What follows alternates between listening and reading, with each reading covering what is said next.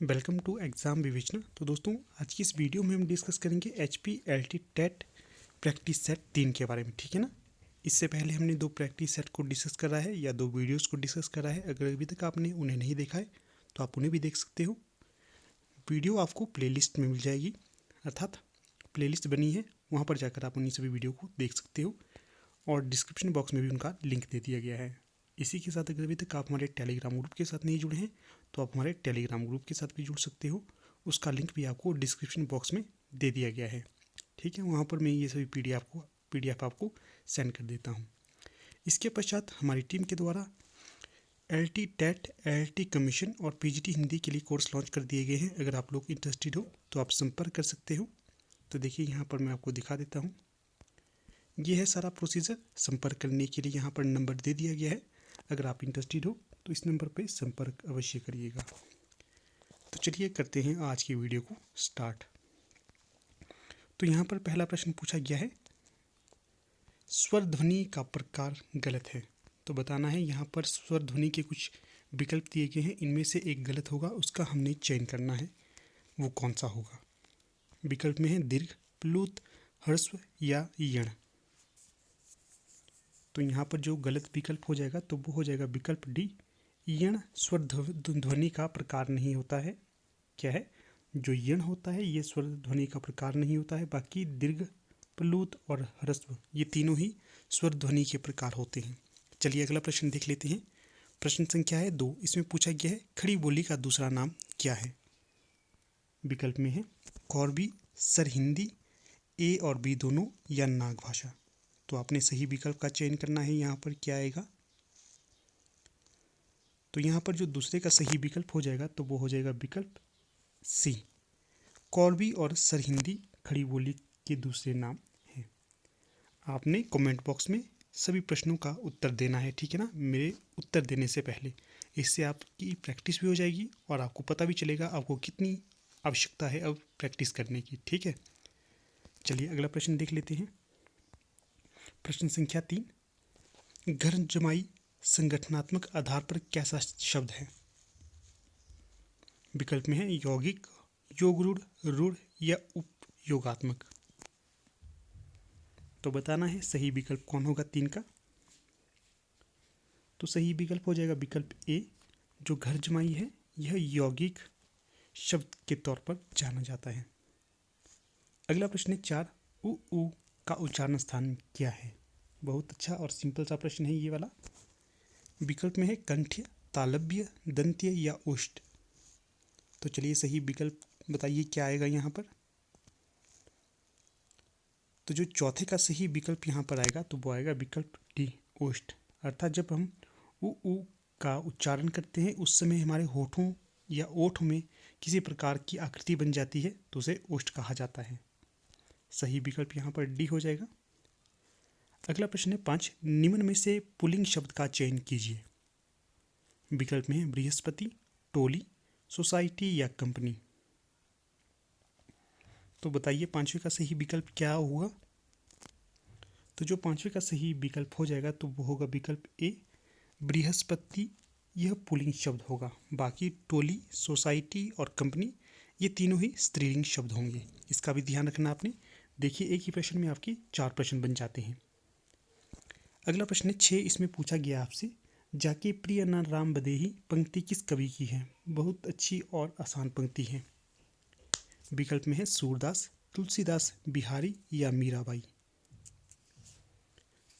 तो जो विकल्प के सभी कवि हैं या विद्वान हैं ये सभी भक्ति काल से संबंध रखने वाले हैं, ठीक है। तो चलिए विकल्प का सही उत्तर बताइए क्या होगा यहाँ पर। तो जो जाके प्रिय न राम बदेही है तो ये पंक्ति हो जाएगी तुलसीदास जी की। बी यहाँ पर सही विकल्प हो जाएगा 6 का। इसके पश्चात आपसे कुछ प्रश्न पूछूंगा, इन सभी का उत्तर आपने देना है।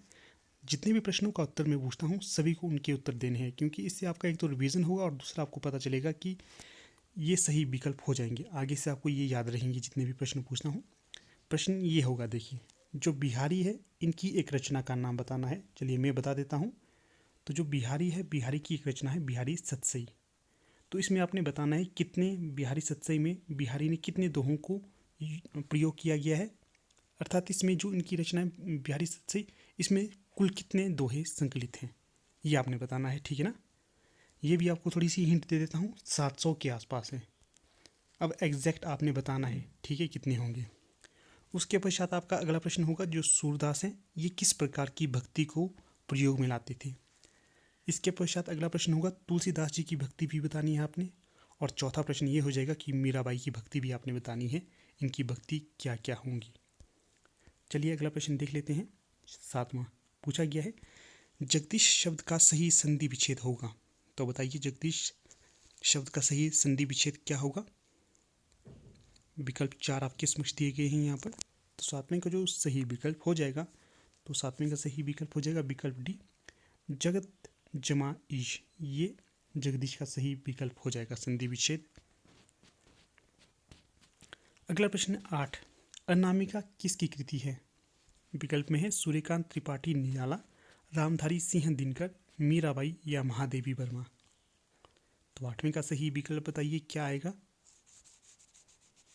तो अनामिका हो जाएगी यहाँ पर सूर्यकांत त्रिपाठी निराला की रचना। और इनकी दो और महत्वपूर्ण रचनाएं बता देता हूँ। जो राम की शक्ति पूजा, ये इनकी महत्वपूर्ण रचना है। इसके पश्चात वह तोड़ती पत्थर, जूही की कली और मतवाला पत्र इनके द्वारा निकाला जाता था। अगला प्रश्न है 9वां। इसमें पूछा गया है, दया सागर में कौन सा समास है। क्या है जो दया सागर शब्द यहाँ पर दिया गया है, इसमें बताना है कि समास कौन सा होगा। विकल्प में है द्वंद्व, कर्मधारय, बहुब्रीहि या द्विगु। तो 9वें का सही विकल्प बताइए क्या होगा। तो 9वें का सही उत्तर हो जाएगा विकल्प बी, कर्मधारय समास का प्रयोग किया गया है दया सागर में।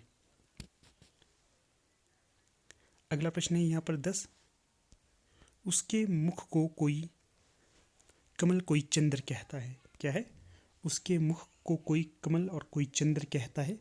तो यहाँ पर कौन सा अलंकार प्रयोग में लाया गया है। विकल्प में है भ्रांतिमान, संदेह, उल्लेख या विभावना। तो 10वें का सही विकल्प बताना है क्या होगा। तो यहाँ पर जो 10वें का सही विकल्प हो जाएगा, तो वो हो जाएगा विकल्प सी, उल्लेख किया गया है ये, ठीक है।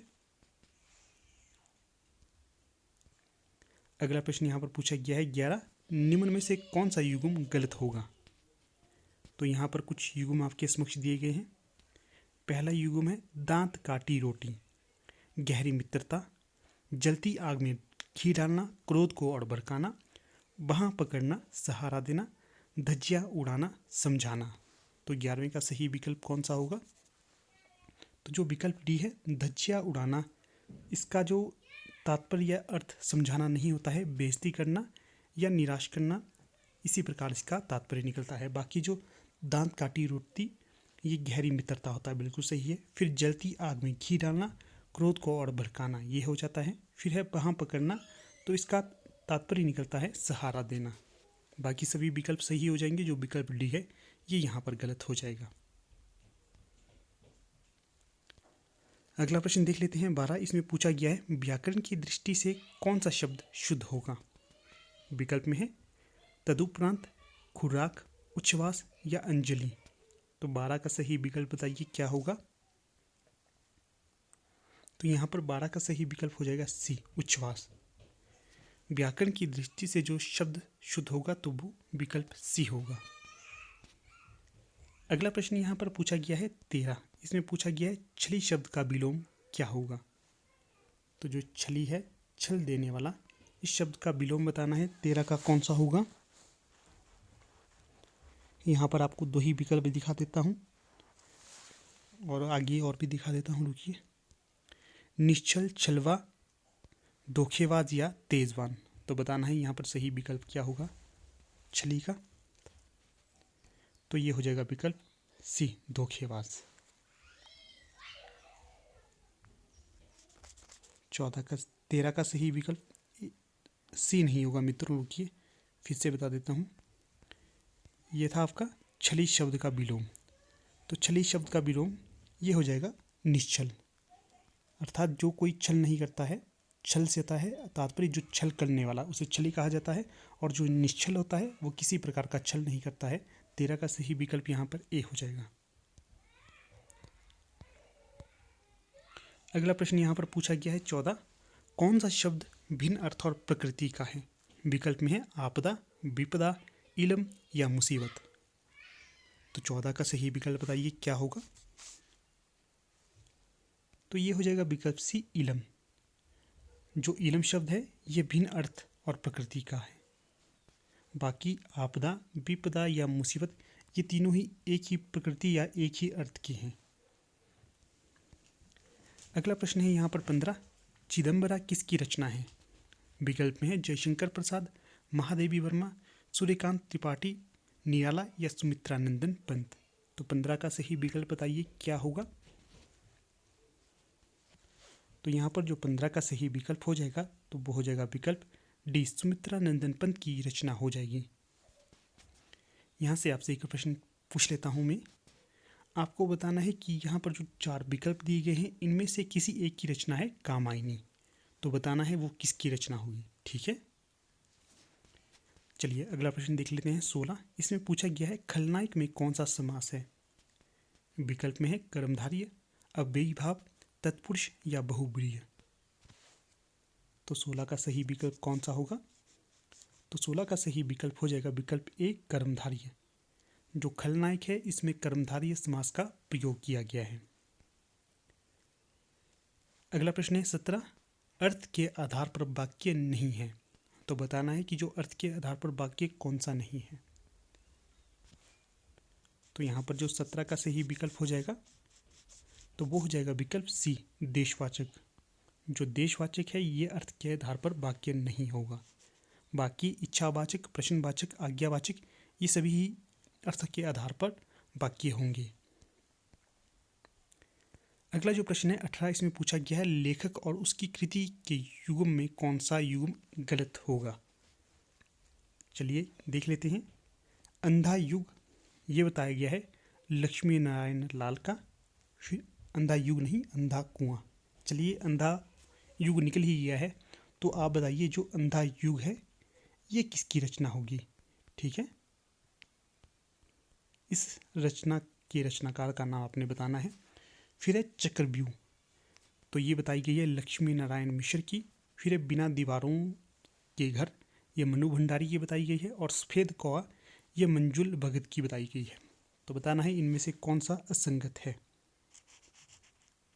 तो जो 18 का यहाँ पर सही विकल्प हो जाएगा तो वो हो जाएगा विकल्प भी, जो चक्रव्यूह है यह लक्ष्मी नारायण मिश्र की रचना नहीं होगी। बाकी सभी रचनाएं अंधा कुआं लक्ष्मी नारायण लाल की हो जाएगी, बिना दीवारों के घर मनु भंडारी की रचना हो जाएगी, और सफ़ेद कौवा मंजुल भगत की रचना हो जाएगी। अगला प्रश्न भी मिलान वाला ही है, तो चलिए देख लेते हैं कौन सा यहाँ पर सही नहीं है। भारतेंदु हरिश्चंद्र प्रेम सरोवर इनकी रचना है। इसके पश्चात पूछा गया है राधा कृष्ण दास भारत मासा इनकी रचना बताई गई है। फिर है श्रीधर पाठक साकेत इनकी रचना बताई गई है। और फिर जो महादेवी वर्मा है दीपशिखा इनकी रचना बताई गई है। तो चलिए बताइए यहाँ पर कौन सा सही नहीं होगा। तो जो 19 में सही रचना नहीं होगी तो वो विकल्प सी हो जाएगी, जो श्रीधर पाठक है साकेत इनकी रचना नहीं होगी। बाकी प्रेम सरोवर भारतेंदु हरिश्चंद्र की रचना हो जाएगी, भारत बारामासा राधा कृष्ण दास की रचना हो जाएगी, और जो दीपशिखा है महादेवी वर्मा की रचना हो जाएगी। अगला प्रश्न है 20। इसमें पूछा गया है समास का विलोम क्या होगा? विकल्प में है व्यास, त्याग, राजा या नाराज। तो यहाँ पर जो 20 का सही विकल्प हो जाएगा तो वो हो जाएगा विकल्प ए, समास का विलोम व्यास हो जाएगा। अगला प्रश्न है 21। इसमें पूछा गया है जानकी मंगल किसकी रचना कृति है? विकल्प में है कालिदास, तुलसीदास, महादेवी वर्मा या देव। तो यहाँ पर जो सही विकल्प हो जाएगा जानकी मंगल, ये आपकी हो जाएगी तुलसीदास की रचना, भी सही विकल्प हो जाएगा। अगला प्रश्न है 22। तद्भव और उसके तत्सम का कौन सा मेल गलत हो जाएगा? विकल्प में है बहन, भगिनी, पत्र, पर्ण, अकेला, सबल, दोना, द्रोण। तो 22 का कौन सा विकल्प सही नहीं होगा? तो यहाँ पर जो विकल्प सी है अकेला, सबल, ये सही नहीं होगा। बाकी बहन, भगिनी सही है, पत्र पर्ण सही है, दोना द्रोण ये सही होंगे। अगला प्रश्न है 23, चौपाई छंद में कितनी मात्राएं होती हैं? विकल्प में है 16, 17, 14 या 15। तो 23 का सही विकल्प कौन सा होगा? तो 23 का सही विकल्प हो जाएगा विकल्प ए 16। चौपाई में 16 मात्राएं या छंद होती हैं। अगर कई बार पूछा जाए चौपई, अगर चौपई में पूछा जाए कितनी मात्राएं होती हैं तो ये हो जाएंगी 15। अगर पाई लगा दिया जाए तो ये हो जाएंगी 16। ठीक है, इसका भी विशेष ध्यान रखिए। अगला प्रश्न है 24, बच्चा सो रहा है वाक्य में वाच्य होगा। विकल्प में है दंत्यवाच्य, कृतवाच्य, भाववाच्य या कर्मवाच्य। तो बताना है 24 का सही विकल्प कौन सा होगा। तो विकल्प भी यहाँ पर सही हो जाएगा। वीडियो के अंत में आपने बताना है कि आपके 30 प्रश्नों में से कितने सही हुए हैं। ठीक है, सभी इसका उत्तर बताइएगा। अगला प्रश्न है 25, इनमें से कौन अमृत का पर्याय है? विकल्प में है शुद्धि, अवज, सुधा या असी। तो 25 का यहाँ पर जो सही विकल्प हो जाएगा तो वो विकल्प सी हो जाएगा, जो सुधा अमृत का पर्याय या पर्यायवाची शब्द होता है।